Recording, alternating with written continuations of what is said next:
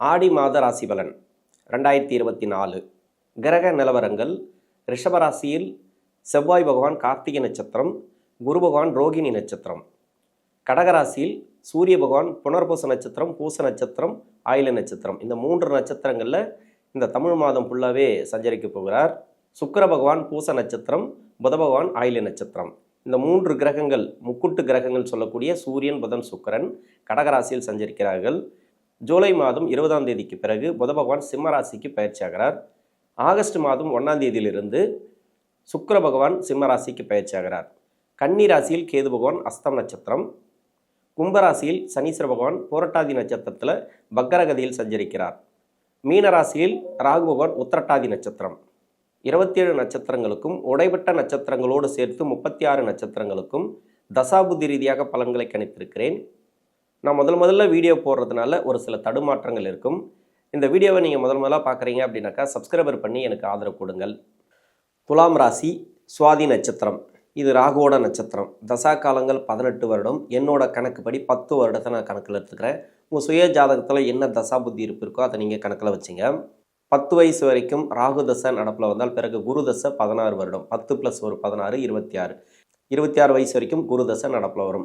என்னோட கணக்குப்படி நான் 10 வருடம் எடுத்திருக்கேன். உங்கள் சுய ஜாதகத்தில் 4 வருடம் இருக்கலாம், இல்லை 16 வருடங்கள் இருக்கலாம், 15 வருடங்கள் இருக்கலாம், 12 வருடங்கள் கூட இருக்கலாம்.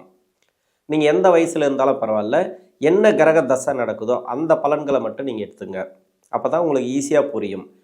26 வயசு வரைக்கும் குரு தசை நடக்குது அப்படின்னாக்கா 8ஆம் இடத்துல இருக்கக்கூடிய செவ்வாய் குரு இது என்ன மாதிரியான பலன்களை கொடுக்கும் அப்படின்னாக்கா மன அழுத்தத்தை கொடுக்கும். படிப்பு சார்ந்து கொஞ்சம் மன அழுத்தங்கள், படிப்பு சார்ந்து ஒரு சில தடைகள். ஏன்னா குரு பகவான் சுபகிரகம், ஆனால் உங்கள் ராசிக்கு சுபகிரகம் இல்லை.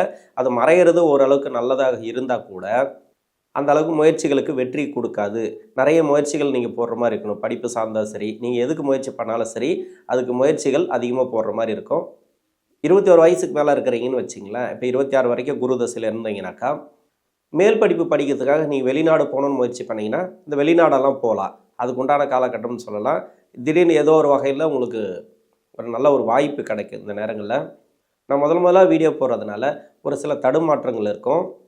வேலை வாய்ப்பு தேடக்கூடிய நபர்களுக்கு வேலை வாய்ப்பு கிடைக்கும். ஏற்கனவே 8ஆம் இடத்துல குரு உக்காஞ்ச பிறகு இப்போ வேலை வாய்ப்பெல்லாம் நிறைய தடை கொடுத்துருக்கும். திடீர்னு யாருக்காவது வேலை போயிருக்கும். அந்த வேலை வாய்ப்பெல்லாம் இந்த மாதத்தில் கிடைச்சிடும். அந்த ஆடி மாதத்தில் நல்ல ஒரு மாற்றத்தை பார்க்கலாம். நீங்கள் 26 வயசுக்கு மேலே 45 வயசு வரைக்கும் சனி தசை நடக்கக்கூடிய நபர்கள். பொதுவாகவே சனி தசைக்கு நான் எப்பவுமே நெகட்டிவாக தான் சொல்லுவேன். ஏன்னா சனி தசைங்கிறது அந்தளவுக்கு நல்லது பண்ணாது. அதுலேயும் பார்த்தீங்கன்னாக்கா முதல் 10 வருஷம் நல்லது பண்ணிச்சுனாக்கா 2வது 9 வருஷம் கெடுபலன்களை கொடுக்கும். அப்படி இல்லை முதல் 9 வருஷம் நல்லது பண்ணிச்சுனாக்கா பின்னாடி வரக்கூடிய 10 வருடங்கள் கெடுபலன்களை கொடுக்கும். இது மாதிரியான பலன்கள் தான் சனி தசையில் கிடைக்கும். அதனால் உங்கள் சுய ஜாதகத்தில் எப்படி இருக்குது அப்படின்னு சொல்ல முடியாது இல்லையா? அதனால் நெகட்டிவாக சொல்கிறேன்னு தப்பாக எடுத்துக்க வேண்டாம். சனி தசையில் எப்பவுமே பெருசாக கடன் வாங்காதீங்க. பெரிய கடன்களை தவிர்ப்பது நல்லது. உணவு பழக்க வழக்கங்களை கொஞ்சம் கவனமாக இருங்க இந்த மாதத்தில். ஏன்னா சனி 5ஆம் இடத்துல வக்கரமாக இருக்குது. பசங்களுக்காக நிறைய செலவினங்கள் இந்த காலகட்டங்களில் உண்டு. ஏதோ ஒரு வகையில் செலவு இருக்கும். படிப்பு செலவோ இல்லை கல்யாண செலவோ ஏதோ ஒரு வகையில் உங்களுக்கு செலவு பசங்களுக்காக உண்டு. படிப்பு, மேல் படிப்பு செலவுகளை அதிகமாக கொடுக்கும். வண்டி வாகனத்தை வாங்கி கொடுக்கறது, இதுமாரி செலவினங்கள் கண்டிப்பாக கொடுக்கும். இந்த செலவுகள் சுப செலவுகள் தான். அப்படி இல்லைனாக்கா ஒரு லோன் வாங்கக்கூடிய அமைப்பை இந்த நேரங்களில் கொடுக்கும். கடன் வாங்கக்கூடிய அமைப்பை கொடுக்கும். அது சுப கடன்களாக இருக்கும். அதிகபட்சமாக நீங்கள் லோன் வாங்குறதெல்லாம் நீங்கள் வாங்கிக்கலாம். ஆனால் தனிநபரை நம்பி ஒரு கடன் வாங்காதீங்க. யாரையும் நம்பி கடன் கொடுக்காதீங்க. இந்த சனி தசையில் இருக்கக்கூடிய நபர்கள் தொழில் வளர்ச்சி எப்படி இருக்கும் அப்படின்னு கேட்டிங்கனாக்கா தொழிலில் கொஞ்சம் டல்லாக தான் இருக்கும். எல்லாமே ஸ்லோவாக தான் இருக்கும். வருமானம் கூட கொஞ்சம் ஸ்லோவாக தான் இருக்கும். சனி தசையில் இருக்கக்கூடிய நபர்கள் எல்லாத்தையுமே கொஞ்சம் பொறுமையாக கையாள கற்றுக்கிட்டிங்கனாக்கா உங்களுக்கு நல்லாவே இருக்கும்.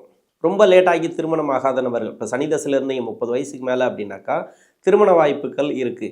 8ல் குரு மறைஞ்சாலும் குருபலம் இல்லை அப்படின்னுவாங்க. இருந்தாலும் குருபலம் இல்லைன்னா கூட குருவுடைய பலம் தேவையில்லை. இந்த ராசிக்கும் இந்த லக்னத்துக்கும் குருவுடைய பலம் தேவையில்லை.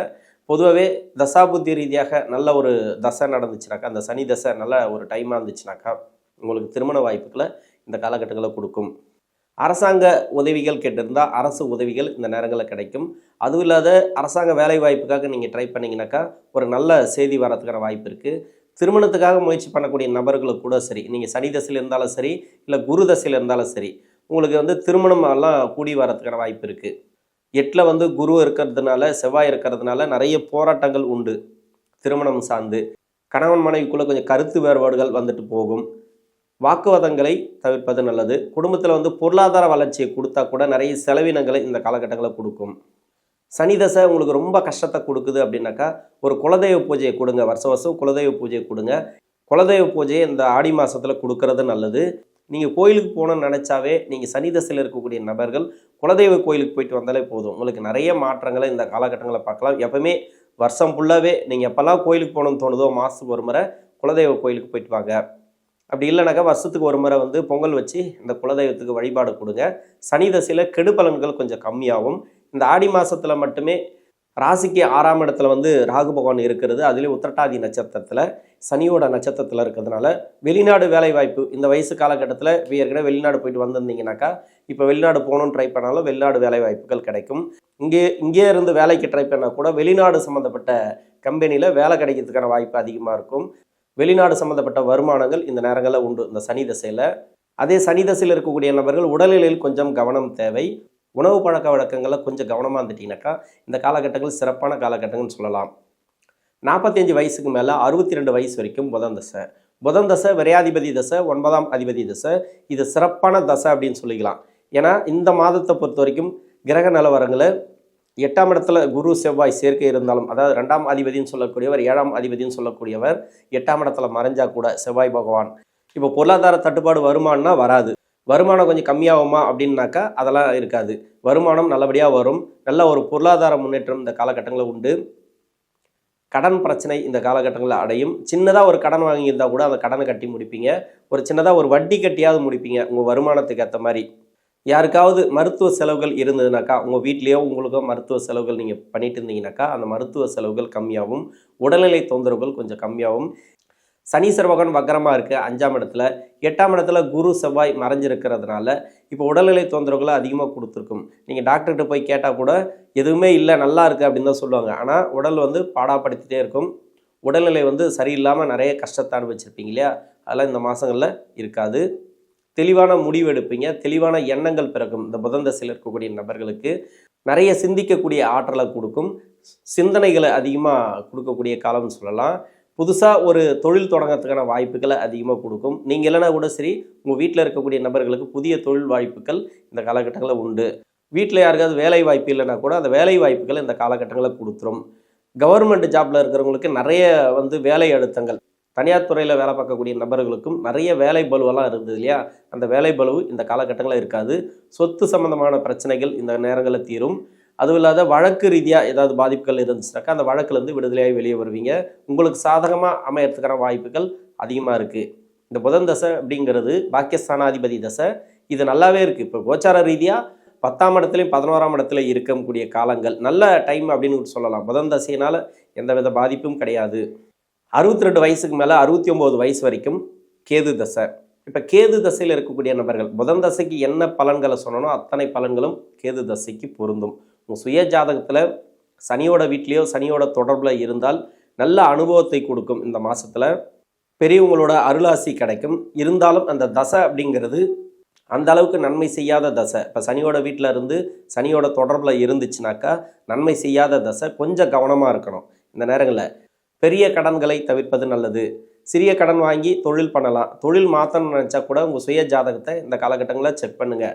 அதாவது இந்த கேது தசையில் இருக்கக்கூடிய நபர்கள் அப்படி கேது தசை போயிட்டுருக்கு நிறைய கஷ்டங்கள் கொடுக்குது அப்படின்னாக்கா விநாயகர் கோயிலுக்கு போயிட்டு ஒரு அர்ச்சனை பண்ணிக்க. சனிக்கிழமை அன்னைக்கு உங்களுக்கு சிறப்பான ஒரு மாற்றம் தெரியும். 69 வயசுக்கு மேலே 89 வயசு வரைக்கும் சுக்கிரதசை. சுக்கிரதசை அப்படிங்கிறது ராசியாதிபதி தசை, அஷ்டமாதிபதி தசை. இவரே 8ஆம் இடத்துக்கு அதிபதியாக வர்றதுனால உடல்நிலை தொந்தரவுகள் ஒரு சில பேருக்கு கொடுக்கும்.